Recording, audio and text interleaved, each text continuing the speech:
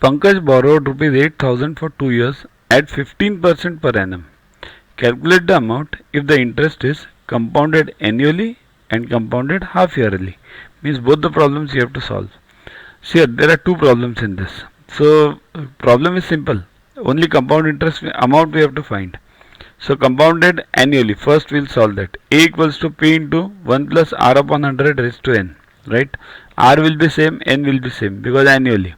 So 1 plus 15 upon 100, 0.15. So it becomes 1.15 the whole square. Now square of 1.15 is 1.3225. Now you will say how it is.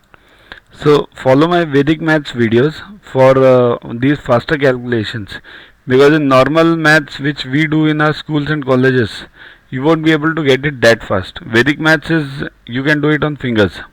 So 8000 into 1.3225. So multiply that again for this also Vedic maths, faster maths 10580. So amount is 10580. That is when compounded annually. Now compounded half yearly. Sure, if you don't know Vedic maths, then you'll have to take the pen and paper and solve it. That's the only way. There's no other way, and I can teach you, means I can go into details of doing this multiplication at 8th standard. Okay. So I suggest you follow Vedic maths only. That's the best way. There are simple videos of mine. Check those. Okay, let's move on. So compounded half yearly. Now half yearly means what? The R becomes R by 2 and N becomes N into 2.